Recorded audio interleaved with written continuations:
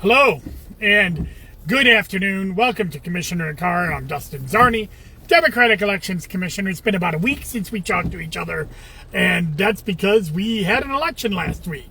And so today I'm talking mostly about the post-election canvass that is about to happen tomorrow at the Board of Elections. We are preparing for our final week to certify and count all of the ballots that are yet to be counted for the August 23rd primary. So what are those ballots? Well, we have about, around 750 or so absentee ballots that we have to count. These are ballots that we received the Monday before Election Day all the way up until today. Because ballots, you may say, how can you receive ballots after the election? Well, ballots have to be postmarked or dropped off at polling places on Election Day, but they may not be received by the Board of Elections right away, especially if it's being mailed from far away. So we have a ton of absentee ballots that are properly postmarked, about 750 of those that we're going to be opening and counting tomorrow. And then we also have about a little less than 200 affidavit ballots. These are ballots that people went to the polls on Election Day. They were not properly registered at the record in the poll book. Either they changed their address or they moved here, or they weren't registered at all, but they felt they should be. Some of them felt they should be in the right party. We went through those, and of the good ones, we'll be counting those tomorrow. About 75% of the affidavits actually were good. I'll get into that when we get into my weekly wonk series in September, which will be going over the election here, after we certify the election. But what races are really in doubt? Well, there's not many. In fact, I would say none are actually in doubt. The Democratic race for Congress, the Republican race for Congress, neither of those races are in doubt. And though we will count every absentee ballot and every affidavit ballot that was cast, and they will be part of the final count, it's not going to change the outcome. And a lot of people say, well, you don't have to count them if it's not going to change the outcome. That's not true. We count every single one. Every time you vote, we count that vote. But what is kind of close is the conservative race for Senate District 48. Julie Abbott Keenan, the Republican candidate, was primaried by Justin Coretti, a Cayuga conservative, for the conservative line in that district. And on election night, he was up by 17 votes. In a very small race, that is pretty significant win. It's actually about 3 or 4%. So it's not numerically close in the traditional sense. However, what comes into play is the New York hand count law.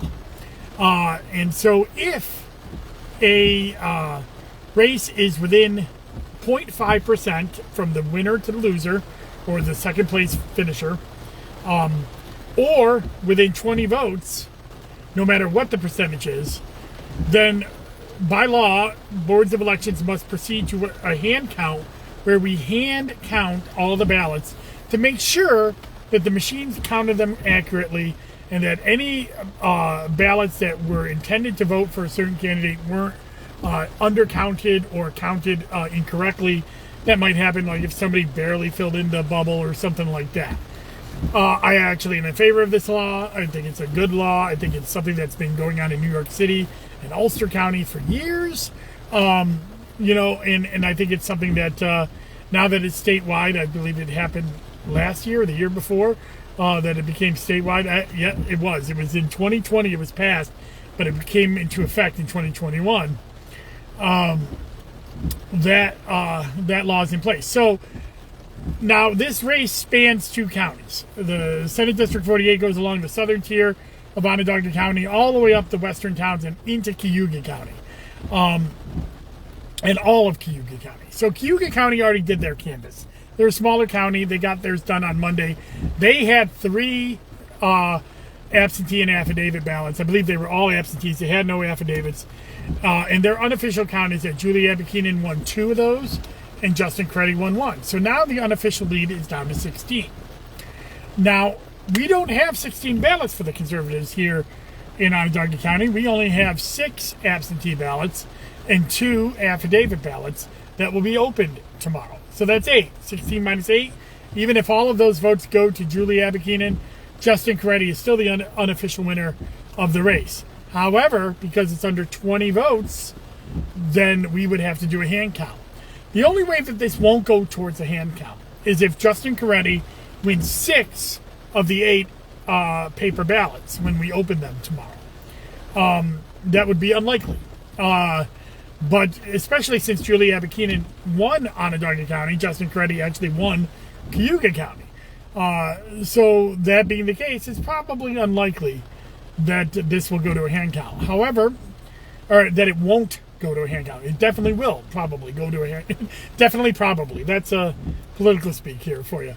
But it probably will go towards a hand count. So what will happen is tomorrow, when Onondaga County opens their ballots, we have to certify the election, which will be hopefully on Thursday, report it up to the State Board of Elections, and the State Board of Elections will officially notify us that we will proceed to a hand count. We are going to do that hand count on Tuesday at 10 a.m., right after Labor Day. And then we will be finished with this election. So on next Tuesday on my Commissioner in a Car, I'll be talking about how the hand count went, what happened with that, and who's the winner of that race. But the winner of the other races are Francis Knoll, who's the Democratic nominee, and Brandon Williams, who's the Republican and Conservative nominee, who will now face off in the congressional race this general election. And just in time, this weekend I'll be doing a weekly wonk on the new New York 22. The old New York 24 and New York 22 were merged kind of into this new district that spans Onondaga, Madison, and Oneida counties, and a hairline sliver of Oswego. I got some interesting data to show to you about registrations here and even some voting patterns because it has whole counties in it. So check that out. Last week I did the Assembly District 126. It was kind of hard to do because it's a new district with a lot of new towns in it, and I wasn't able to get really the voting patterns that I liked in those, but I did some great registration data work. So check that out. That's at my website, dustinsarney.com. I also will be on the air on Central Current Radio on Thursday. I did a wonderful interview with Reverend Rick Bright, Dr. Rick Bright. I think he's both. On Central Current Radio. That'll be airing on Thursday, and I will share that, of course, on my social feeds for you. I did a half-hour show with that. It was a great show, and I had a lot of fun. So I hope you tune into that. And then this Thursday, I'll be resuming my Zoom with Zarni. I'll be having Annalie Porter, who is Onondaga County County Court Judge race. She's running for the seat that was made open by the retirement of Judge Doherty earlier this year. So she's an official candidate now, so I'm having her on the program. My Zoom with Zarnies will almost all be candidates from now until the November election. So check them out if you want to know who's on the ballot. I will have other candidates on the ballot, that are going to be on there, and I think you'll enjoy. And almost everybody who's on the ballot this fall will have either had an interview or will have an interview before the end of this election season. So check that out. All right, that's all I got for you today. It is very rainy, so I hope you brought an umbrella, unlike me, who got soaked in the rain here in Syracuse. And have a wonderful holiday. Remember that Labor Day is not just a day off. It's a day to celebrate our workers and the workers who made it possible to have paid holidays off. So, and I think there's no better example of fine workers than the people in unions across this great country. So my staff are all in the CSEA union. And next week I'll be talking to SEIU and coordinator and the Greater Syracuse Labor Council president, Mark Spatafor, about the importance of Labor Day. He's the president on the porch. I'm the commissioner in the car, and we're having a crossover show around Labor Day, so that'll be great. So check it out next week. Until then, please be safe. Please remember that the virus is still out there. Protect yourself. Get vaccinated. Get boosted. And if you're exhibiting symptoms, get tested and isolate so we can try to have a more normal fall and winter and a safe one. Thank you. Bye-bye.